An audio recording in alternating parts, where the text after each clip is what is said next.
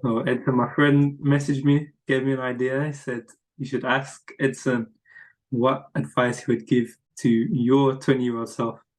So I'm 20, you are, how old are you? 50 plus. There you go. So I'm sure you got many insights that you could share. So I'm wondering what your answer would be. Wow.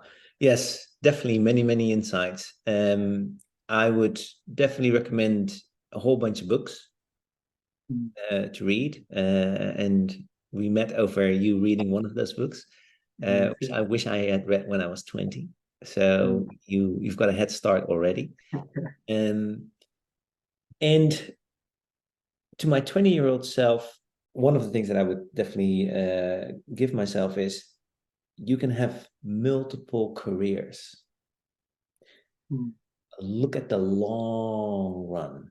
Life can be incredibly long. It can be very short, Mm. right?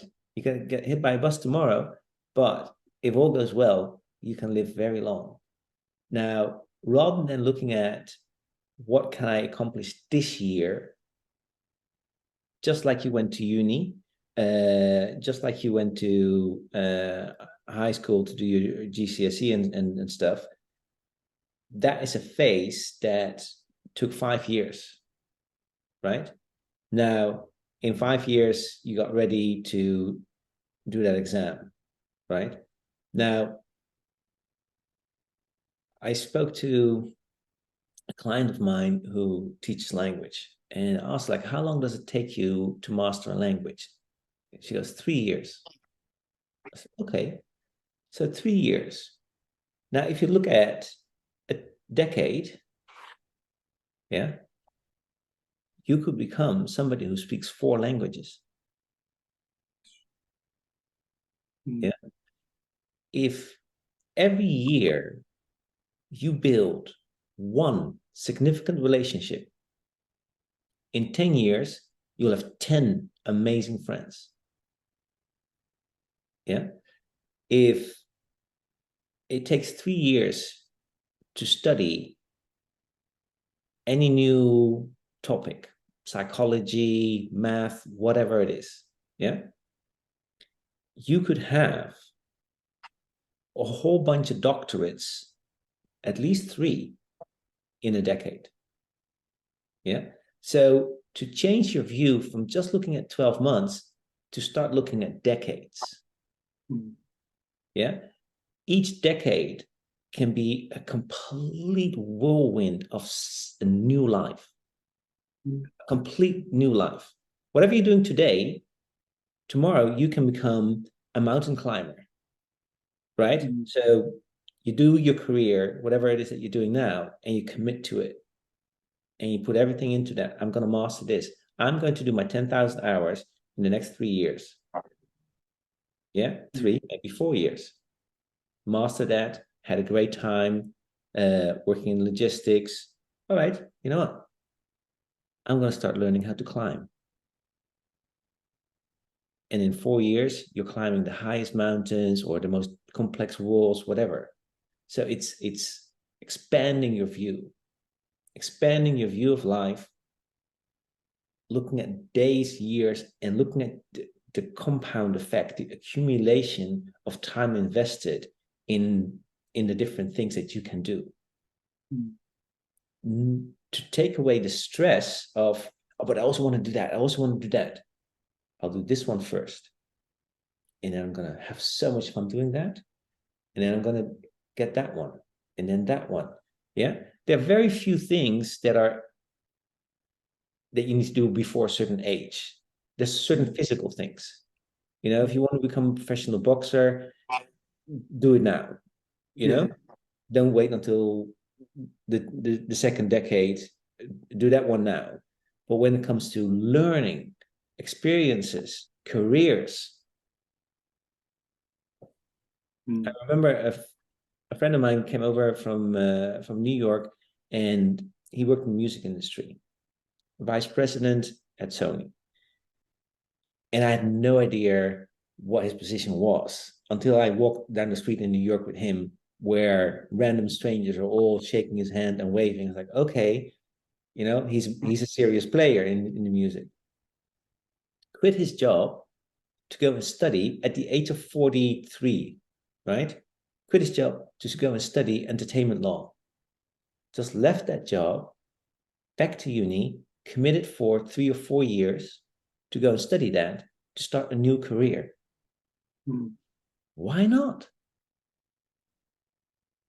You know, I was very young. I was in my mid-20s when I met him. And when he did that, to me, I was insane. Like, dude, you're all the way up there, vice president Sony. You can't walk down the streets in New York without people stopping you. What are you doing quitting your job? Stay there. Keep more of that. It's like, nah, done this. Now I want a new venture. And he just gave himself that freedom. Yeah. That is definitely one of the things that I would say to my 20-year-old self, and also to my 20-year-old Miles. Yeah. Yeah. Cool. It's good. Yeah, it's important to take that one in, because get wrapped up with like careers right now and thinking. I think I can speak for me and most of my friends.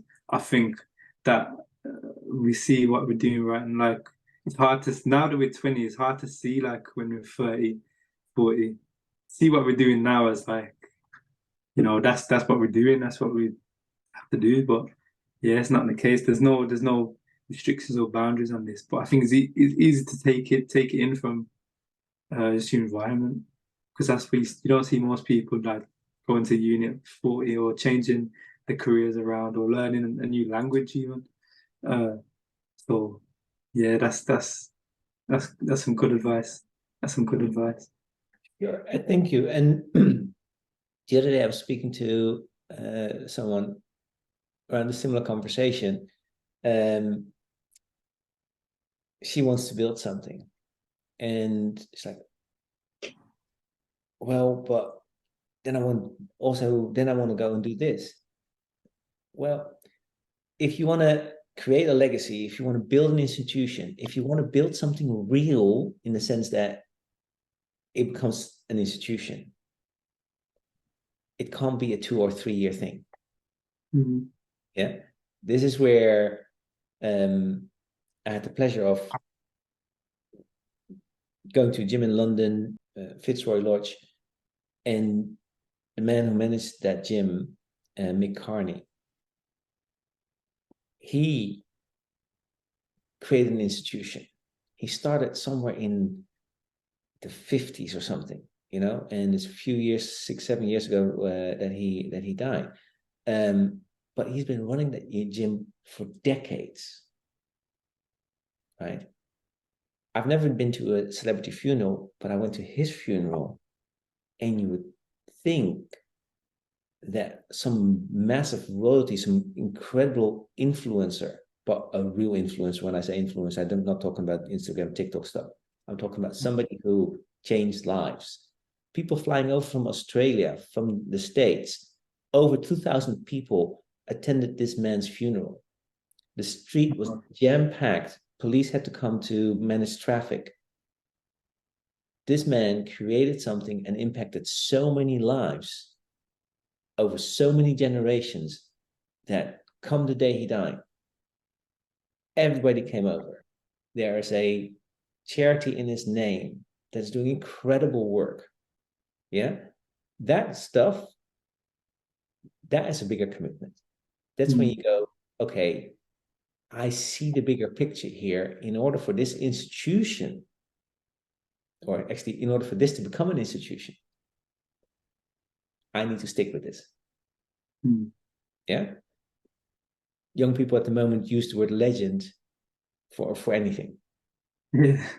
For anything. Right? It annoys me. It just takes all the beauty and the exclusiveness of it out of the word.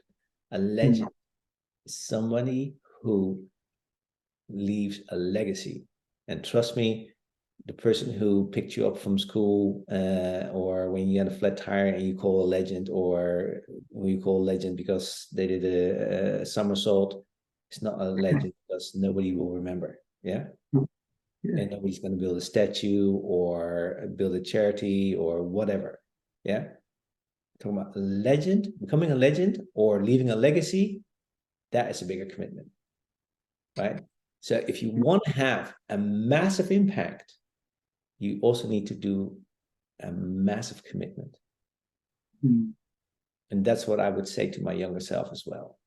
My 20-year-old self, like, dude, if at 20 I had read that book, Man's Search for Meaning, and Yeah. I found my purpose, I would look at something that I can commit to. And once I find that, then I would ask myself the question, am I ready to commit to this? And if I am, then let's go. Yeah. Knowing that this is something that, yeah, it doesn't mean that you can't go on holiday and do other things in life, but it does mean that this is your thing. Yeah. Yeah. Gonna commit to, yeah, definitely. Yeah. I think thank you for that, first of all. At my new job, I've been looking at all these like CEO and CFO and all the people with the big job titles and the big roles, the big names, and they're coming in doing discussions, doing speeches. I'm looking at them, I'm thinking, I could be you. Like, I don't want to, but I'm thinking, I could be you. I'm looking, thinking, wow, it's not that complicated.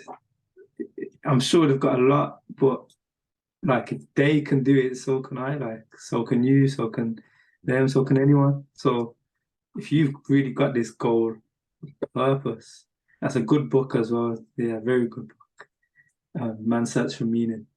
If you've got that purpose and something that you want to go and do, you can do it. Start, yeah. Start. Just know you got to dedicate yourself. If that's the outcome that you want, dedicate yourself. Yeah, you can do it. Definitely, definitely. Ed, so I was wondering is there any relationship advice you give to the 20-year-olds? If I would give relationship advice to my 20-year-old self, it would be